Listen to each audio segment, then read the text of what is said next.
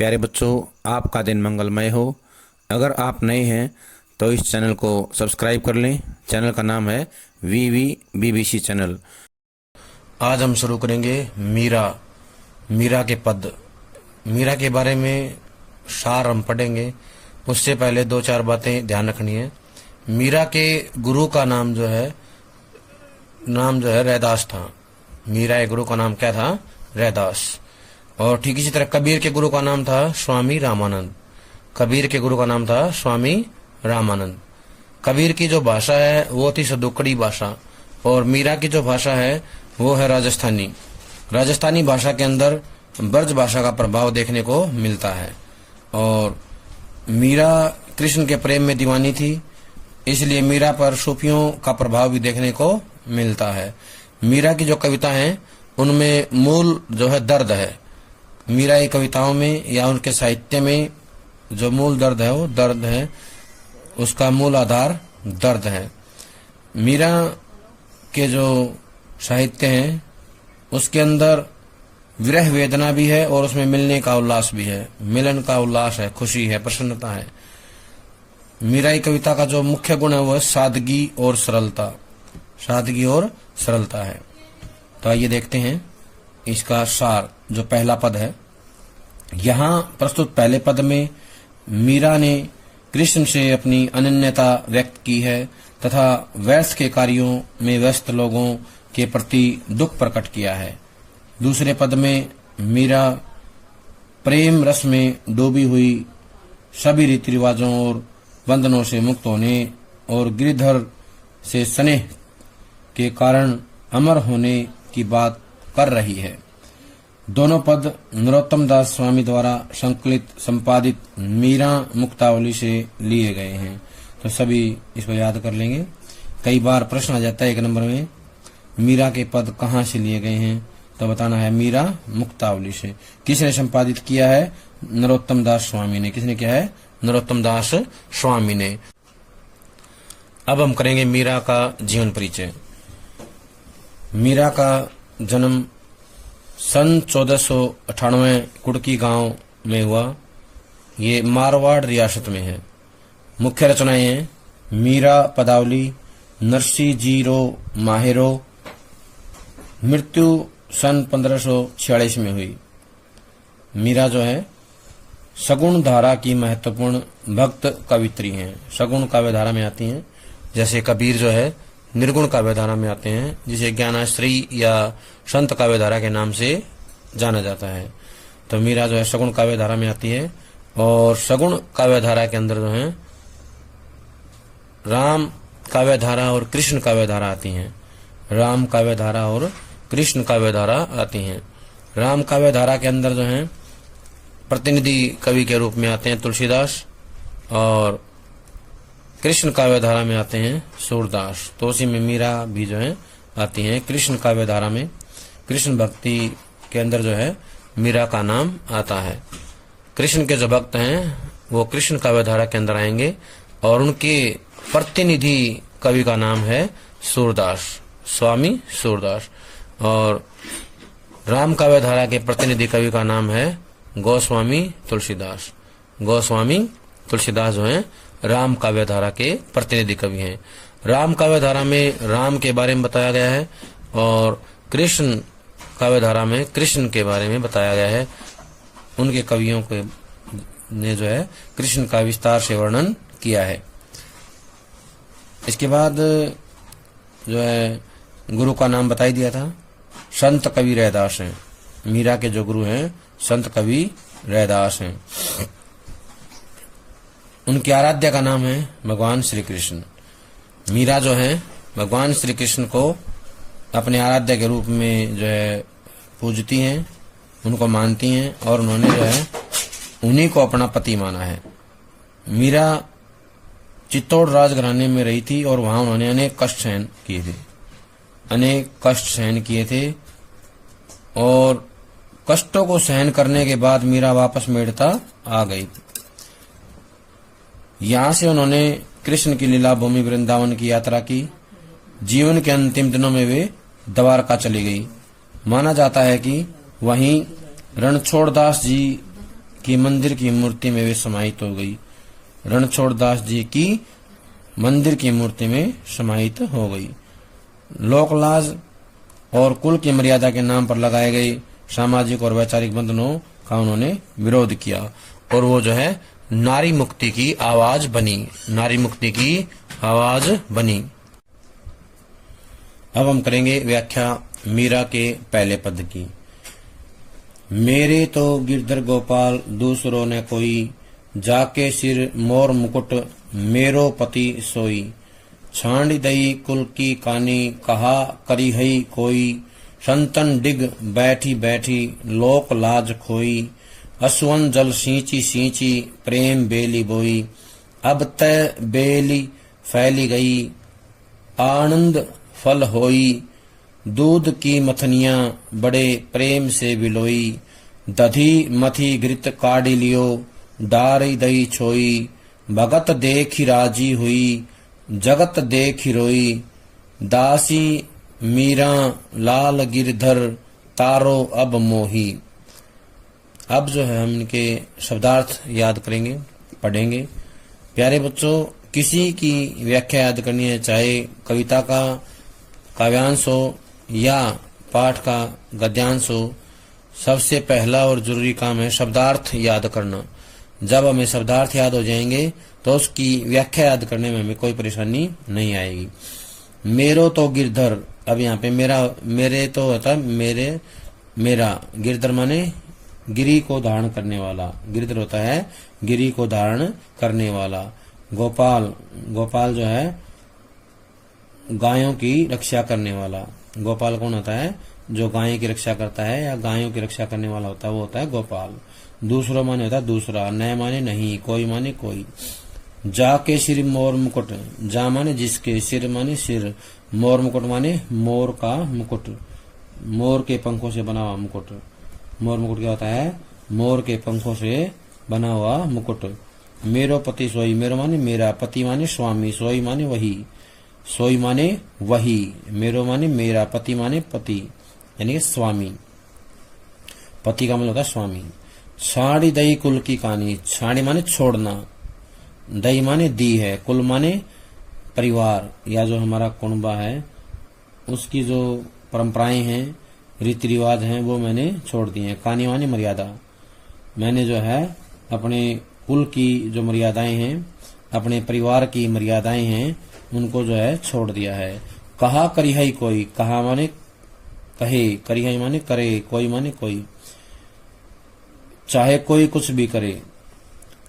संतन डिग बैठी बैठी, संतन मानता है संतों के साथ, डिग माने बैठी माने साथ, बैठी माने बैठना। संतन होता है संत, डिग माने होता है साथ, बैठी बैठी माने होता है बैठकर। लोकलाज माने होता है लोक मर्यादा, लोकलाज होता है लोक मर्यादा। खोई माने खो दी है। असवन होता है आंसू, असवन होता है आंसू। जल माने पानी, सींची माने सींचना, सींची माने सींचना। प्रेम बेल होता है प्रेम रूपी बेल, प्रेम बेली क्या होता है? प्रेम रूपी बेल, यानी प्रेम की बेल जो है बोई है। अब तय बेल फैल गई, अब माने अब, तय माने यह है, बेली माने बेल, फैली माने फैल जाना, फल फूल जाना, गई माने गई।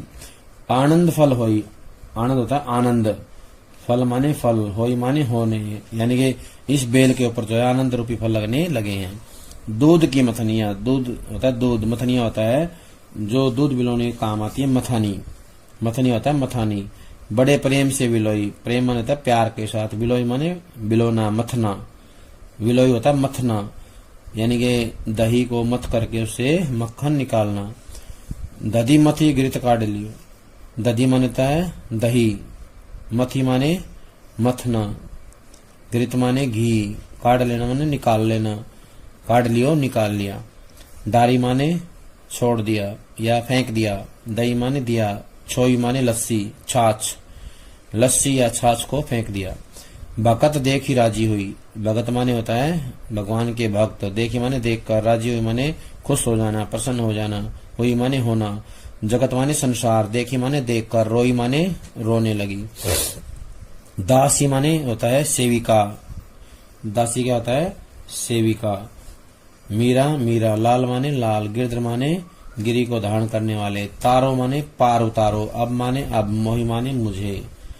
तो अब इसकी जो व्याख्या है बिल्कुल आसान हो जाएगी। ये जो शब्दार्थ बताए हैं इनको हमें याद कर लेना है। तो हम यहाँ से देखेंगे, मेरे तो गिरधर गोपाल। मीरा कहती है अत्यंत निर्भीक होकर, निडर होकर कहती है कि मेरे तो केवल गिरिधर गोपाल ही हैं, उनके अलावा दूसरा मेरा कोई नहीं है। कहने का आशय यह है कि मीरा के सब कुछ जो है श्री कृष्ण है। मीरा के सब कुछ श्री कृष्ण है। मीरा श्री कृष्ण को जो है अपने पति के रूप में मानती है। जाके सिर मोर मुकुट मेरो पति सोई, मेरो पति सोई। मीरा कहती है कि जिसके सिर पर मोर पंखों का मुकुट है, या जो मोर पंखों का मुकुट धारण करते हैं, वही क्या है, मेरे पति हैं। उनके अलावा मेरा इस संसार में कोई नहीं है और ना ही मुझे किसी की जरूरत है। वही मेरे जो हैं क्या हैं, पति हैं। छाड़ी दई कुल की कहानी, मैंने जो है अपनी कुल की मर्यादाओं को भी त्याग दिया है। मैंने जो है अपने कुल की जो परंपराएं हैं, रीति रिवाज हैं, उनको जो है मैंने छोड़ दिया है, त्याग दिया है। कहा करे ऐ कोई, चाहे कोई भी कुछ करे, मुझे उससे कोई फर्क नहीं पड़ता। यानी कि अब भला कोई मेरा क्या बिगाड़ लेगा, अब कोई मेरा क्या कर सकता है, मुझे इसके लिए चिंतित होने की जरूरत नहीं है, क्योंकि मैंने अपना सर्वस्व भगवान श्री कृष्ण को अर्पित कर दिया है। इसलिए मुझे किसी प्रकार की चिंता करने की कोई आवश्यकता नहीं है।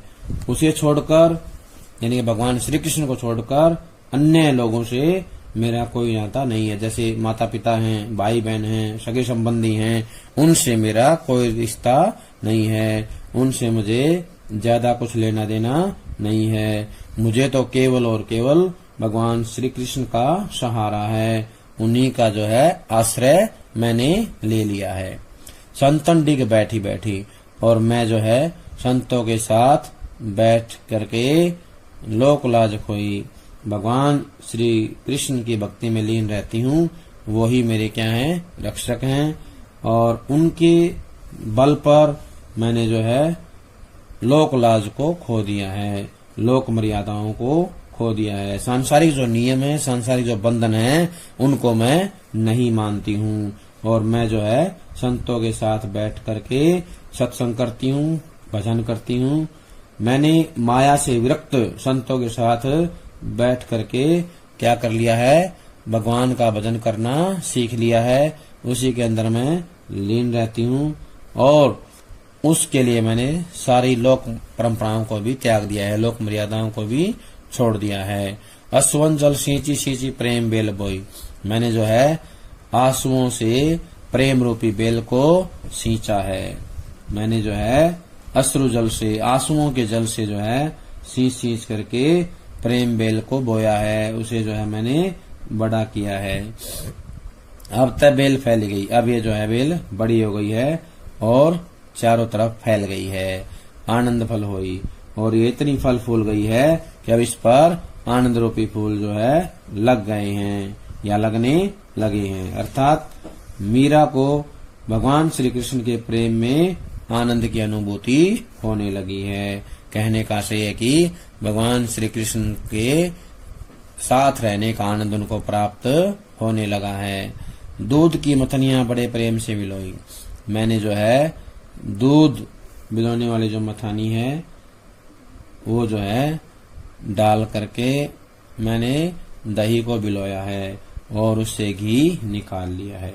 मैंने जो है क्या किया है, जो मथानी है उससे बिलो करके दही से घी निकाल लिया है। क्या कर लिया है, दही से घी निकाल लिया है। जो दूध से दही बनाई थी और उस दही के अंदर जो है मथानी डाल करके उसको बिलोया, उसको मथा, और मथने के बाद क्या हुआ, घी निकाल लिया। डारी दही छोई, छोई मैंने लस्सी, और मैंने लस्सी को फेंक दिया है, दूर डाल दिया है। कहने का आशय ये है कि मैंने जो है अपने जीवन में भगवान श्री कृष्ण रूपी जो है घी को निकाल कर अपने पास रख लिया है और लस्सी को छोड़ दिया है।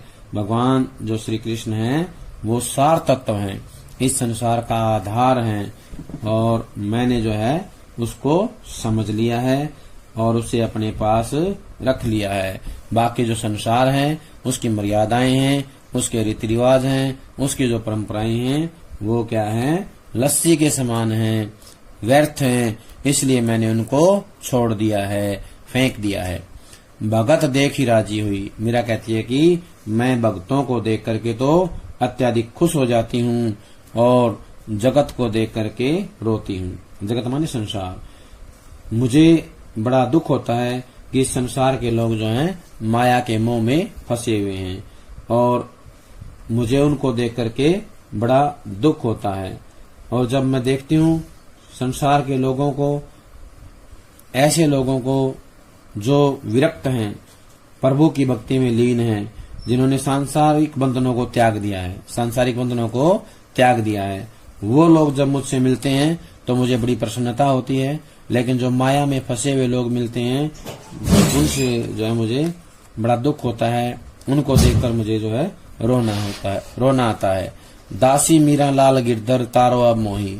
मीरा कहती है कि हे गिरिधर, हे गिरि को धारण करने वाले भगवान कृष्ण, मीरा जो है तुम्हारी दासी है, तुम्हारी सेविका है, और आप इन्हें जो है संसार रूपी सागर से पार उतारें, संसार रूपी सागर से इनका उद्धार करें, ताकि ये जो है आपके श्री चरणों का सहारा लेकर आपको प्राप्त कर पाएं। तो वो विनम्र प्रार्थना करती है भगवान श्री कृष्ण से।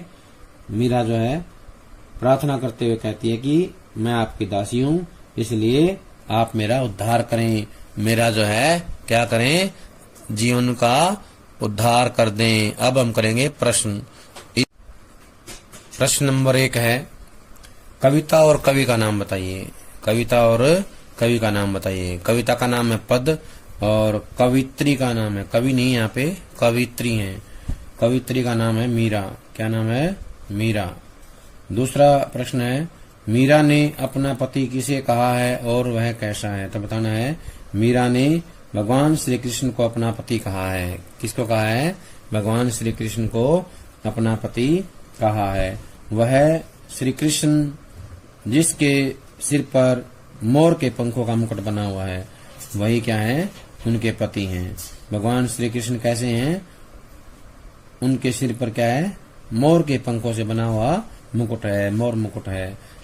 वो कौन है? भगवान श्री कृष्ण है।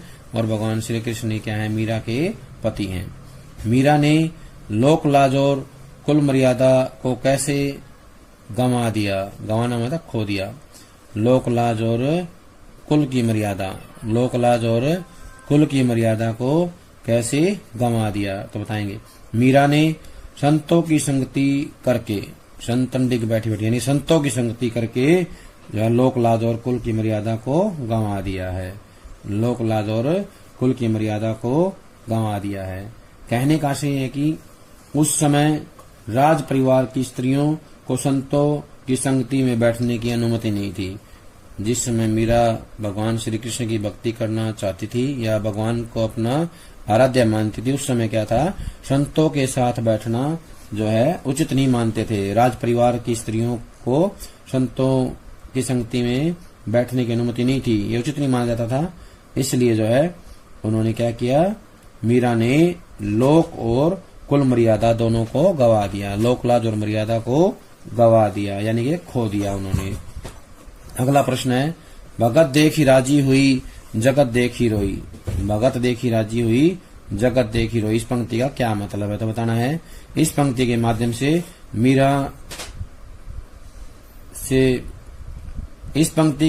से मीरा ने स्पष्ट किया है या बताने का प्रयास किया है कि जब वह ईश्वर के भक्तों को देखती है, भगवान के भक्तों को देखती है, तो उसे बड़ी प्रसन्नता होती है, बड़ी खुशी होती है, क्योंकि उन्होंने संसार के मोह को त्याग दिया है। जो भक्त हैं उन्होंने संसार के मोह को त्याग दिया है, इसलिए वो जो उनसे मिलकर खुश होती है। जब वह संसार के लोगों को देखती है जो ये जानते हैं वे भी संसार नश्वर है, माया का मोह भी झूठा है, किंतु फिर भी वे उसका त्याग नहीं करते, माया का त्याग नहीं करते। इसलिए जो है मीरा उनको देख करके दुखी होती है, संसार के लोगों को देख करके दुखी होती है, क्योंकि संसार के लोग क्या हैं, सब कुछ जानते हैं फिर भी जो है माया का त्याग नहीं करते हैं। संसार नश्वर है, माया का मोह झूठा है, सबको पता है, लेकिन फिर भी उसको त्यागते नहीं है। इसलिए जो मीरा को दुख होता है उन लोगों को देख करके। इस पद्यांश का काव्य सौंदर्य स्पष्ट कीजिए। काव्य सौंदर्य बताना है, तो बताना है कि इस पद्यांश में मीरा की कृष्ण की अनन्य भक्ति की अभिव्यंजना हुई है। यह पद संगीत और मधुरता के कारण मनोरम बन पड़ा है। रूपक, अन्योक्ति, पुनोक्ति प्रकाश एवं अनुप्रास अलंकारों का प्रयोग किया गया है। इस पद्यांश में रूपक, अन्योक्ति, पुनोक्ति प्रकाश एवं अनुप्रास अलंकारों का प्रयोग किया गया है। राजस्थानी भाषा का प्रयोग किया गया है। क्या किया गया है? राजस्थानी भाषा का प्रयोग किया गया है। अगला है, इसमें जो है वियोग श्रृंगार का वर्णन भी किया गया है। किसका किया गया है? वियोग श्रृंगार का वर्णन भी किया गया है। तुकांत छंद का प्रयोग है इसमें। किसका प्रयोग है? तुकांत छंद का। तुकांत छंद का प्रयोग भी इसमें किया गया है। पद में संगीतात्मकता विद्यमान है। क्या है? संगीतात्मकता विद्यमान है। इसके बाद अगला प्रश्न है, कवित्री अपना सर्वस्व किसे मानती है? कवित्री ने अपना सर्वस्व किसे माना है? तो बताएंगे, कवित्री ने अपना सर्वस्व भगवान श्री कृष्ण को माना है। किसको माना है? भगवान श्री कृष्ण को माना है। मीरा श्री कृष्ण को किस रूप में स्वीकार करती है और क्यों? तो बताना है, मीरा श्री कृष्ण को पति रूप में स्वीकार करती है, क्योंकि श्री कृष्ण के प्रति मीरा के प्रेम, श्री कृष्ण के प्रति मीरा की प्रेम बेल का विकास हो चुका है। भगवान श्री कृष्ण के प्रति मीरा की प्रेम बेल का विकास हो चुका है और उसमें आनंद रूपी फल लगने लगे हैं। क्या लगने लगे? आनंद रूपी फल लगने लगे हैं। अवतरण में किस मुख्य बात का वर्णन किया गया है? ये जो काव्यांश है इसमें कौन सी मुख्य बात है? तो बताना है, कृष्ण के प्रति मीरा का अनन्य प्रेम और भक्ति भावना का वर्णन किया है। कृष्ण के प्रति मीरा का अनन्य प्रेम और भक्ति भावना का वर्णन किया गया है। मीरा किसे देखकर प्रसन्न हो उठती है? तो बताना है, मीरा जो है भक्तों को देखकर प्रसन्न हो उठती है। भक्तों को देखकर प्रसन्न हो उठती है। और प्रश्न आएगा, किसको देखकर रोने लगती है? तो बताना है, संसार को देखकर, संसार के लोगों को देख करके रोने लगती है। अगला प्रश्न है, मीरा का हृदय सदैव दुख से भरा क्यों रहता है? मीरा का हृदय सदैव दुख से भरा क्यों रहता है? तो बताना है, मीरा का हृदय दुख से सदैव इसलिए भरा रहता है क्योंकि वे मोह माया में लिप्त प्राणियों की दशा को देखकर सोच विचार में पड़ जाती है। मोह माया में पड़े हुए या लिप्त जो है प्राणी, उनको देख करके या उनकी हालात को देख करके सोच में पड़ जाती है, तो स्वयं अंदर ही अंदर गुलती रहती है, स्वयं अंदर ही अंदर गुलती रहती है। मीरा कृष्ण की प्रीति रूपी दूध को किस से मथना चाहती है? कृष्ण की प्रीति रूपी दूध को किस से मथना चाहती है? बताना है, मीरा कृष्ण की प्रीति रूपी दूध को भक्ति की मथानी से बड़े प्रेम से बिलोना चाहती है। भक्ति की मथानी से बड़े प्रेम से बिलोना चाहती है। अगला प्रश्न है, मीरा ने आंसुओं के जल से सींचकर किसे बोया है? तो बताना है, मीरा ने आंसुओं के जल से सींचकर प्रेम बेल को बोया है। किसको बोया है? प्रेम बेल। प्रेम बेल को आंसुओं से सींचकर बोया है। मीरा कृष्ण से क्या प्रार्थना करती है? तो बताना है, मीरा कृष्ण से अपना उद्धार करने की प्रार्थना करती है। क्या करती है? अपना उद्धार करने की प्रार्थना करती है ताकि उन्हें मुक्ति मिले। उक्त अवतरण के आधार पर मीरा आजीवन किस में लीन रहना चाहती है? तो बताना है, इस अवतरण के आधार पर मीरा आजीवन कृष्ण भक्ति में लीन रहना चाहती है। किसमें? कृष्ण भक्ति में लीन रहना चाहती है, भगवान श्री कृष्ण की भक्ति में लीन रहना चाहती है। मीरा को किस काल की कवित्री माना जाता है? तो बताना है भक्ति काल की। मीरा को भक्ति काल की कवित्री माना जाता है। और भक्ति काल में कौन सी है वो? भक्ति काल के अंदर कृष्ण भक्त कवित्री हैं, कृष्ण काव्य धारा के अंदर आती हैं। किसमें आती हैं? कृष्ण काव्य धारा के अंदर आती हैं। मीरा ने अपने प्रभु कृष्ण को जो है अपना आराध्य माना है और उनको जो है वो कभी त्यागना नहीं चाहती हैं। इसलिए मीरा जो है अपने प्रभु को अविनाशी भी कहती हैं। उनका प्रभु जो है कभी भी इस संसार को छोड़कर नहीं जाता है। जब से दुनिया बनी है तब से लेकर वो जो है इस दुनिया का संचालन कर रहे हैं, इसलिए उनके हाथ से अपना उद्धार चाहती हैं। तो बताना है कि मीरा जो है भक्ति काल की कवित्री हैं और आजीवन जो है श्री कृष्ण की भक्ति में लीन रहना चाहती हैं, आजीवन श्री कृष्ण की भक्ति में लीन रहना चाहती हैं। प्यारे बच्चों, ये था मीरा के पद से काम। सभी इसको अच्छे से याद कर लेंगे।